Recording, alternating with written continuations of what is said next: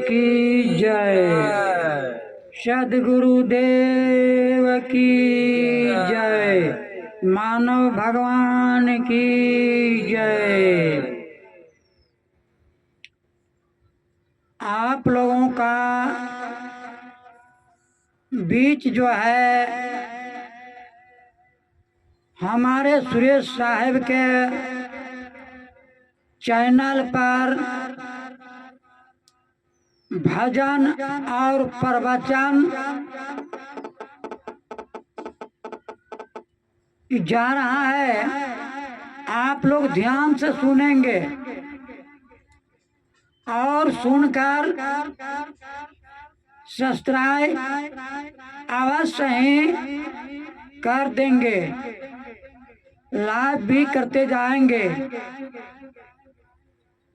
तो आप लोगों का बीच एक दृष्टांत रखते हैं, ध्यान से सुनिएगा।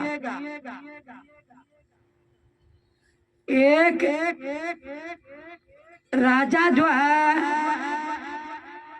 अफीम खाते थे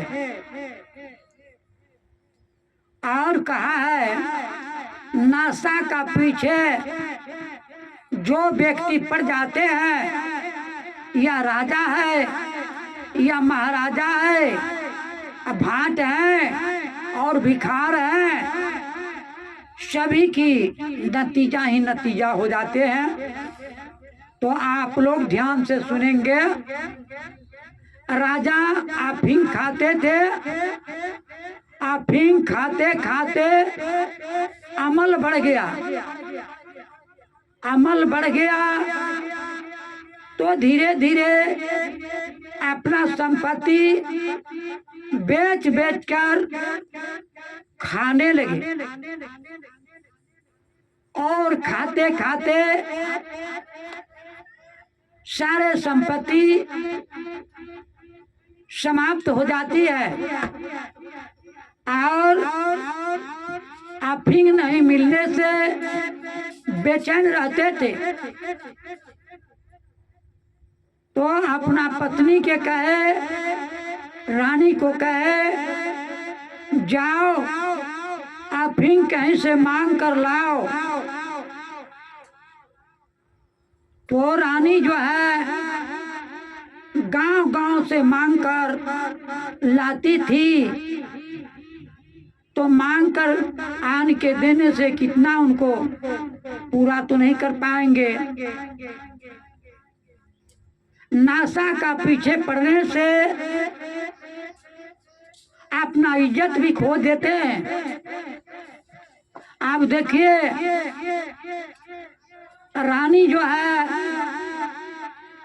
एक मैन बाबू थे, उन्हीं का पास गए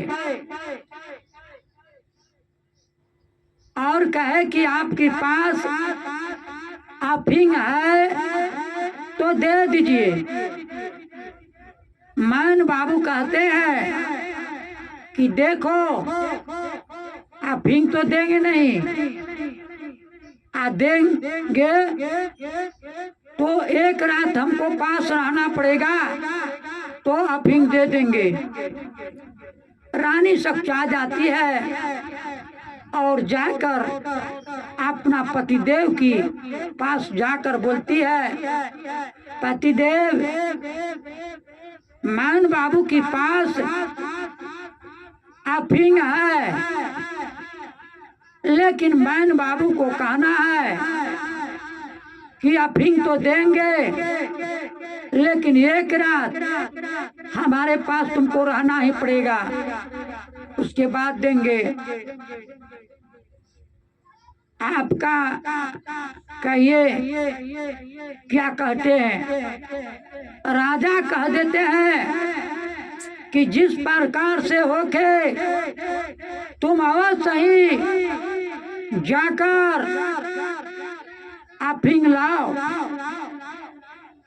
रानी फिर दोबारा मैन बाबू के पास जाते हैं कि हमारे राजा को, पतिदेव को स्वीकार है,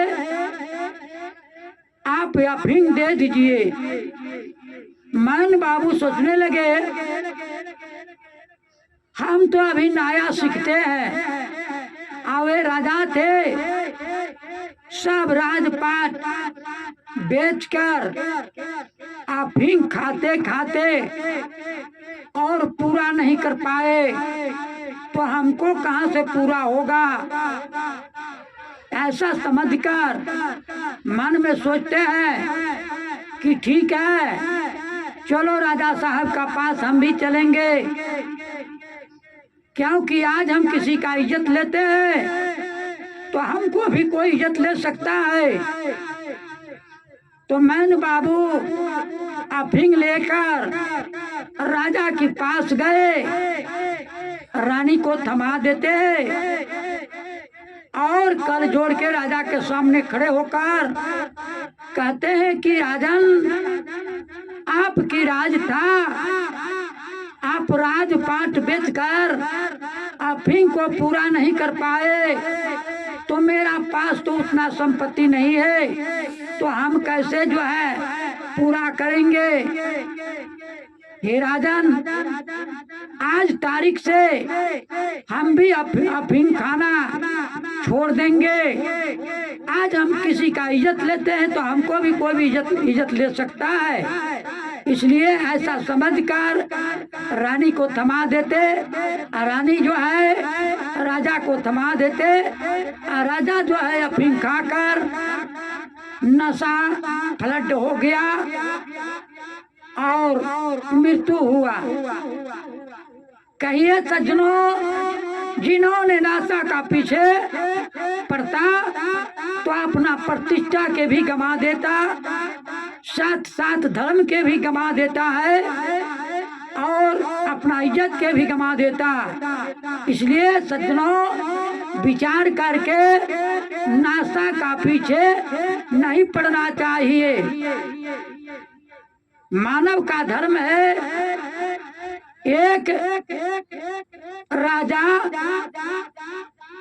शराब पीते थे, पुराना नौकर चला गया, नया नौकर आया, तो नया नौकर को कहे कि जाओ एक बोतल शराब ले लेना ठीके पर से।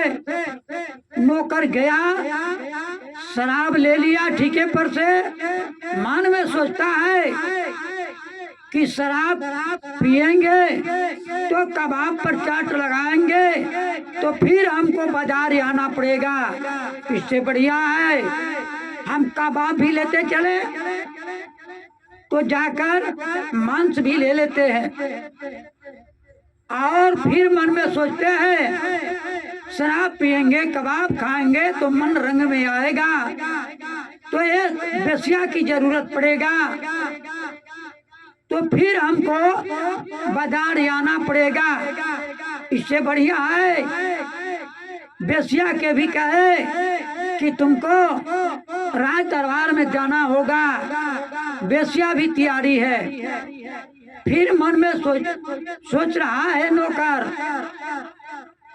कि शराब पिएंगे कबाब खाएंगे मन रंग में आएगा, वेश्या भोग से नाना प्रकार की रोग चालू हो जाएगा, तो बीमारी होने पर फिर हमको डॉक्टर के पास आना पड़ेगा। इससे बढ़िया है एक डॉक्टर को कहे कि डॉक्टर साहब राज दरबार में आपको चलना पड़ेगा। डॉक्टर साहब भी बैग लेकर और तैयारी है। फिर मन में सोचता है डॉक्टर जो है लोभी लालची होता है ना, ऊंच नीच दवाई देकर जेठराग्नि का मंदा करके नाना प्रकार की बीमारी चालू कर देगा और अंत में राजा मर ही जाएंगे, तो फिर हमको कफन के लिए बाजार में आना पड़ेगा। इससे बढ़िया एक बनिया को कहे कि एक थान कफन लेके राज दरबार में चलो।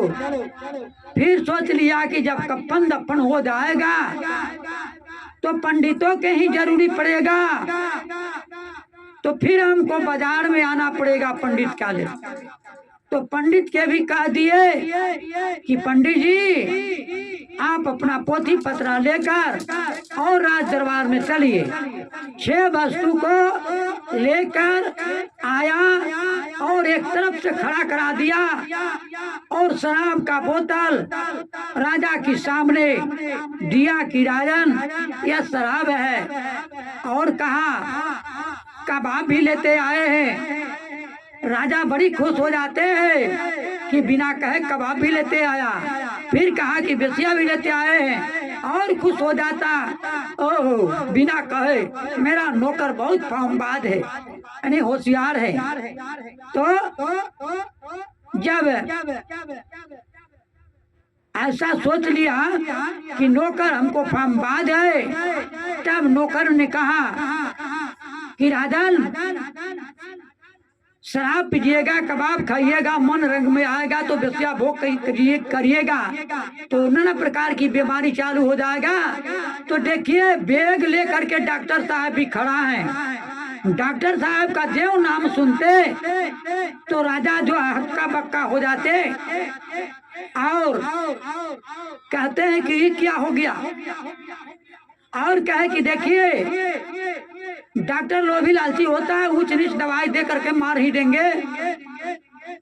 तो बनिया जो है एक थन कफन लेके खड़ा है और कफन दफन हो जाएगा तो पंडित के भी लेते आए हैं। आपका श्राद्ध कर्म का लिए शुरू से अंत तक सुना।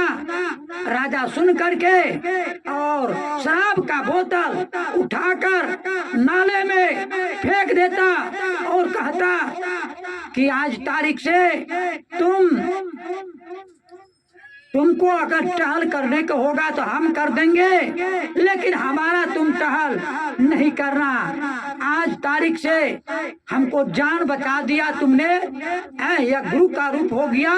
इसलिए चाहिए मनुष्य को कि बड़ा होके या छोटा होके जिससे ज्ञान होता वो गुरु का रूप हो जाते हैं। बोलिए सदगुरुदेव की जय।